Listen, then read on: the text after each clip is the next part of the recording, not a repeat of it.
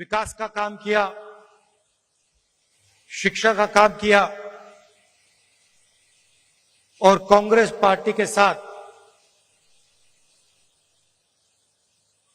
पूरे दिल से पूरी जिंदगी भर वो खड़े रहे। जब इंदिरा गांधी जी चुनाव हारी थी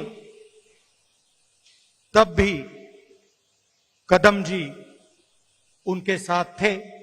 2 बजे रात को उनकी मीटिंग ऑर्गेनाइज की थी, 2 बजे रात को पब्लिक मीटिंग ऑर्गेनाइज की थी। तो आज हम उनकी याद करते हैं। महाराष्ट्र प्रोग्रेसिव स्टेट है, अलग अलग लोगों ने यहां पर प्रोग्रेसिव काम किया, जनता को एक साथ लेकर इंस्पायर किया और वो लोग महाराष्ट्र को रास्ता दिखाते हैं। बहुत लंबी लिस्ट है। शिवाजी महाराज जी, शाहू महाराज जी, फूले जी, अंबेडकर जी, इन सब ने महाराष्ट्र को नहीं मगर पूरे देश को जीने का तरीका, प्रगति और इंस्पिरेशन दिया। और मैंने खारगे जी से आज कहा, कांग्रेस प्रेसिडेंट हैं तो अंदर की बात आपको बताता हूं। हम जैसे ही लैंड किए तो मैंने खारगे जी से कहा कि खारगे जी मैंने एक बात नोटिस की है। तो उन्होंने कहा क्या? मैंने कहा मैं आपके साथ कर्नाटक जाता हूं तो आप बहुत खुश हो जाते हो, जैसे ही आप जहाज से उतरते हो चेहरे पे मुस्कान होती है। मगर मैंने एक और बात देखी है, जब आप महाराष्ट्र आते हो तब भी आप बड़े खुश होते हो, आपके चेहरे पे मुस्कान होती है।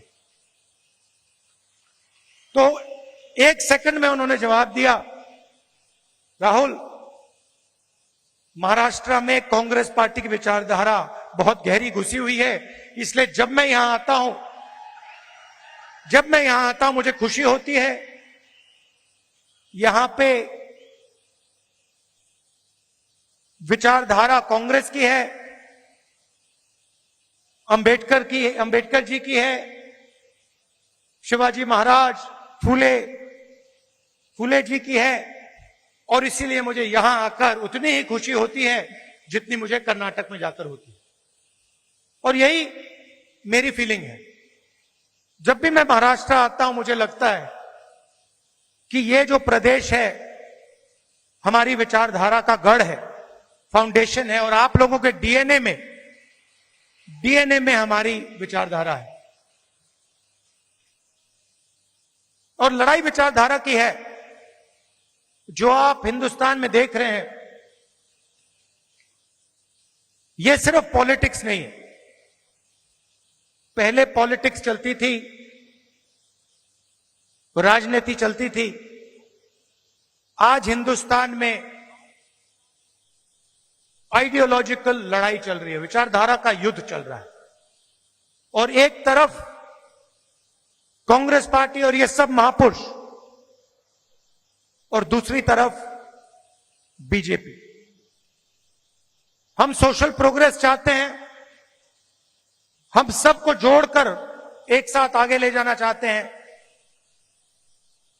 और वो चाहते हैं कि चुने हुए लोगों को हिंदुस्तान का पूरा फायदा मिले। दलित रहे, पिछड़े लोग पिछड़े रहें, आदिवासी रहे और जो जात का ढांचा है वो वैसा का वैसा रहे। ये हम दोनों के बीच में लड़ाई है और ये आपको पूरे देश में दिखेगी। वो नफरत फैलाते हैं, हिंसा फैलाते हैं, एक धर्म को दूसरे धर्म से लड़ाते हैं, एक जात को दूसरी जात से लड़ाते हैं एक भाषा को दूसरी भाषा से लड़ाते हैं। मणिपुर देखिए, पहली बार हिंदुस्तान की हिस्ट्री में सिविल वॉर जैसा माहौल बना हुआ है, मगर आज तक 1.5 साल हो गया, आज तक हिंदुस्तान के प्रधानमंत्री मणिपुर नहीं गए, जा ही नहीं सकते, क्योंकि वहां पे बीजेपी के लोगों ने आग लगाई। तो ये लड़ाई चल रही है। भारत जोड़ो यात्रा में कन्याकुमारी से हम कश्मीर चले। लोग कहते हैं कि राहुल गांधी कन्याकुमारी से कश्मीर चला। नहीं, मैं अकेला नहीं चला था। लाखों लोग हमारे साथ कन्याकुमारी से कश्मीर चले थे। महाराष्ट्र में, केरल, तेलंगाना, उत्तर प्रदेश, मध्य प्रदेश, हर प्रदेश के लोग चले थे। और एक लक्ष्य था, जो एक लाइन में हमने कह दिया, नफरत के बाजार में मोहब्बत की दुकान खोलनी।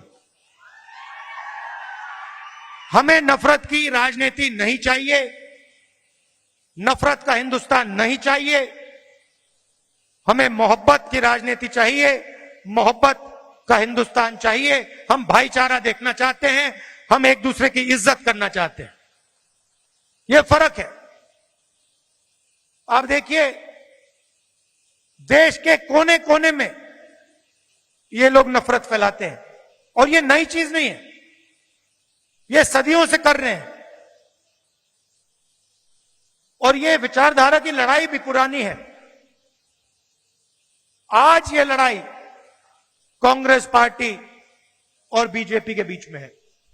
इससे पहले यही लड़ाई फूले जी ने लड़ी, यही लड़ाई शिवाजी महाराज ने लड़ी। विचारधारा उनकी और हमारी मिलती है। उनकी विचारधारा में और कांग्रेस पार्टी की विचारधारा में कोई फर्क नहीं।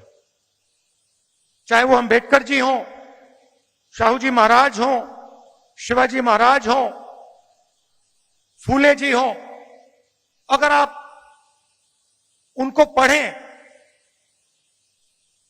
उनके आइडियाज को देखें, समझें, तो आपको पता लगेगा कि फूले जी के आइडियाज, अंबेडकर जी के आइडियाज, शिवाजी महाराज के आइडियाज हमारे कॉन्स्टिट्यूशन में आज है। और चुनाव में हमने साफ कह दिया कि लड़ाई विचारधारा की है। बीजेपी के लोग हिंदुस्तान के संविधान को खत्म करना चाहते हैं। सीधी सी बात है, आप देख लीजिए, जहां भी ये अपने लोग डाल सकते हैं, वहां ये अपने लोग डाल देते हैं। चाहे वो इलेक्शन कमीशन हो,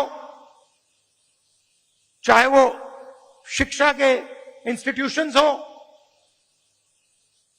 लीगल सिस्टम हो, ब्यूरोक्रेसी हो, ये मेरिट नहीं देखते हैं। आज हिंदुस्तान में इनकी आंखों में एक ही तरीका का मेरिट है। अगर आप आरएसएस के हो तो मेरिट है, अगर आरएसएस के नहीं हो तो आपके लिए इन संस्थाओं में कोई जगह नहीं। और हर रोज ये कॉन्स्टिट्यूशन पर आक्रमण करते रहते हैं, कोई ना कोई नया तरीका ये निकालते रहते हैं। हमने जाति जनगणना की बात की। हमने कहा कि देखिए, देश में पता लगाना है कि किसकी कितनी आबादी है और किसका कितना हक बनता है। मैंने कुछ गलत बोला? सही बोला ना? कि ये पता लगाना है, अलग अलग वर्ग के लोग हैं, ये कितने हैं, इनकी आबादी कितनी है और इनका हक क्या है और कौन सी संस्थाओं में इनके लोग हैं। एक प्रकार से हम स्नैपशॉट लेना चाहते हैं कि हिंदुस्तान में आज क्या हालात है। बीजेपी को लोग एकदम कहते हैं नहीं। हमने दबाव डाला, न्याय यात्रा की, और पहले ये सारे के सारे लोग कहते थे कि जाति जनगणना के हम खिलाफ हैं। आरएसएस के लोग कहते थे, बीजेपी के लोग कहते थे, इनके नेताओं के बयान हर रोज आते थे कि जाति जनगणना नहीं होना चाहिए। हमने दबाव डाला और कुछ दिन पहले कंफ्यूजन में आरएसएस कहती है कि हां, जाति जनगणना जरूरी है। अगर आप आज कह रहे हो कि जाति जनगणना जरूरी है, तो पिछले 6 महीने में आप क्या कह रहे थे? मैं आपको बता रहा हूं, पार्लियामेंट में हमने कहा है, पार्लियामेंट के फ्लोर में, लोकसभा में मैंने कहा है, कुछ भी हो जाए जाति जनगणना करवाएगी कांग्रेस पार्टी, करवाएगी, हमारा गठबंधन करवाएगा। क्योंकि हम जानना चाहते हैं, हम देश की सच्चाई समझना चाहते हैं। इस देश के धन का फायदा किसको हो रहा है, कौन से वर्ग को हो रहा है, किसको नहीं हो रहा है, यह हम जानना चाहते हैं और यह हम काम करवा के दिखाएंगे। भाइयों और बहनों, आज हमने कदम जी की मूर्ति का उद्घाटन किया और जब मैं वहां था, मैं सोच रहा था कि कदम जी ने 60 साल आपके साथ काम किया, ट्रांसपेरेंसी के साथ, मोहब्बत के साथ उन्होंने काम किया, ईमानदारी के साथ उन्होंने काम किया। 60 साल में उन्होंने आपसे कभी माफी नहीं मांगी। क्यों नहीं मांगी? क्योंकि जरूरत नहीं पड़ी। यह सच्चाई है। माफी जो ही वही मांगता है जो गलत काम करता है। जिसने गलती ही नहीं की, उसको माफी किस चीज की मांगनी है? यहां कुछ ही दिन पहले शिवाजी महाराज की मूर्ति बनाई गई और मैंने अखबार में पढ़ा कि प्रधानमंत्री ने कहा, मैं शिवाजी महाराज से माफी मांगता हूं। अब मैं ये समझना चाहता हूं, प्रधानमंत्री जी ने किस कारण माफी मांगी? अलग अलग कारण हो सकते हैं। पहला कारण हो सकता है कि ये जो मूर्ति थी, इसका कॉन्ट्रैक्ट आरएसएस के एक व्यक्ति को दी गई। पहला कारण यह हो सकता है। शायद प्रधानमंत्री जी कह रहे हैं कि नहीं, मैंने गलती की, मुझे ये कॉन्ट्रैक्ट आरएसएस के व्यक्ति को नहीं देनी थी, ये मुझे कॉन्ट्रैक्ट मेरिट पे देना था। शायद वो गलती हो सकती है। दूसरी गलती हो सकती है कि मूर्ति के बनने में भ्रष्टाचार हुआ, चोरी हुई। शायद प्रधानमंत्री इसके लिए माफी मांग रहे हैं कि मैंने जिसको कॉन्ट्रैक्ट दिलवाया उसने भ्रष्टाचार किया, महाराष्ट्र के लोगों से चोरी की। यह कारण हो सकता है। तीसरा कारण हो सकता है कि आपने शिवाजी महाराज की मूर्ति बनाई, उनकी याद में आपने मूर्ति बनाई और आपने इतना भी ध्यान नहीं दिया कि वो मूर्ति खड़ी रहे। मैं आपको गारंटी देता हूं, कदम जी की जो मूर्ति बनी है ना, आप यहां 50, 60, 70 साल बाद आ जाइए, यहां आपको दिखेगी।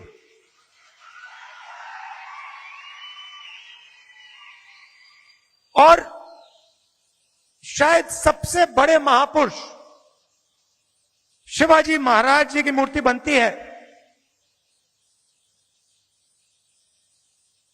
और कुछ ही दिनों में भ्रष्टाचार के कारण, गलत व्यक्ति को कॉन्ट्रैक्ट देने के कारण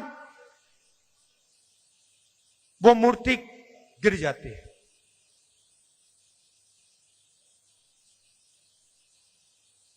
शिवाजी महाराज का अपमान किया है और प्रधानमंत्री को सिर्फ शिवाजी महाराज से माफी नहीं मांगनी चाहिए। अगर माफी मांग रहे हैं तो महाराष्ट्र के हर व्यक्ति से माफी मांगनी चाहिए और प्रधानमंत्री जी को यह भी समझाना चाहिए कि आप सिर्फ 2 लोगों की सरकार क्यों चलाते हो। जहां भी हम देखते हैं बड़े से बड़े कॉन्ट्रैक्ट अदानी और अंबानी जी को मिलते हैं। मैंने पार्लियामेंट में भाषण दिया। पार्लियामेंट में किसी का नाम लिया जा सकता है, मगर पहली बार मुझे कहा गया कि पार्लियामेंट हाउस में अपने भाषण में मैं अदानी और अंबानी का नाम नहीं ले सकता हूं। तो फिर मैंने कहा ठीक है भैया, आप चाहते हो कि मैं ना लूं, मुझे कुछ ना कुछ तो कहना पड़ेगा। अगर अंबानी अदानी नहीं चाहते हैं तो मैं कुछ और कह देता हूं। तो मैंने उनका नया नाम बनाया है A1 और A2। पूरा का पूरा काम A1 और A2 का हो रहा है। प्रधानमंत्री जी ने इसके लिए माफी किसी से नहीं मांगी।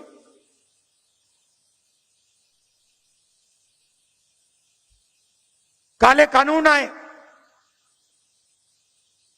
किसानों से उनका हक छीनने वाले कानून, 700 किसान शहीद हुए। हमने पार्लियामेंट में कहा कि 2 मिनट इनके लिए मौन रखा जाए। हमें कहा जाता है नहीं, ये शहीद नहीं है।